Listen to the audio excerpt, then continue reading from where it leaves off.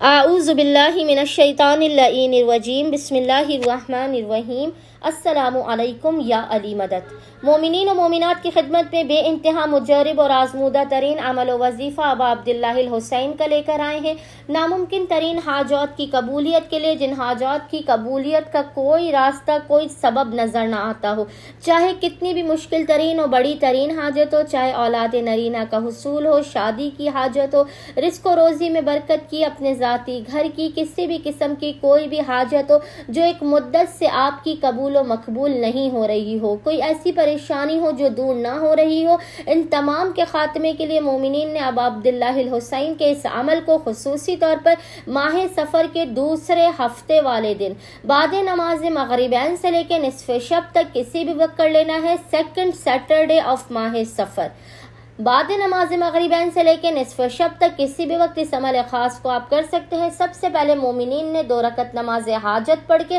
آقا و مولا حسین ابن علی کی بارگاہ میں پیش کرنی ہے۔ نماز حاجت پڑھنے کے بعد آپ نے مصلی ہی پر بیٹھ کر اول و آخر 5 مرتبہ درود کے درمیان میں 5 ٹائمز درود کے درمیان میں ایک تسبیح ذکر کی پڑھنی ہے۔ 100 ٹائمز ایک تسبیح 100 مرتبہ آپ نے ذکر کی پڑھنی ہے۔ ذکر آپ کو انشاءاللہ تعالی اسکرین پر لکھا ہوا نظر آ رہا ہوگا، اور وہ ذکر کیا ہے؟ وہ ذکر ہے اللہ لا الہ الا هو الحی القیوم۔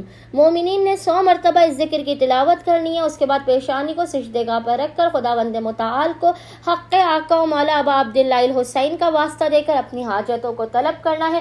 خداوند متعال بحق سید الشہداء ابا عبداللہ الحسین کے آپ مومنین کی ہر حاجت کو آپ کو فوراً کے فوراً عطا کر دے گا، بلا و مصیبتوں، پریشانیوں اور آفات کا خاتمہ بھی کر دے گا۔ امید کرتے ہیں کہ مومنین کی اکثریت اس عمل خاص کو لازمن کریں گے اور ہمیں اور ہمارے خانے وادے کو اپنی خصوصی دعاؤں میں یاد رکھیں گے۔ اللہم صلی علی محمد و آل محمد وعجل فرجہم اجمعین۔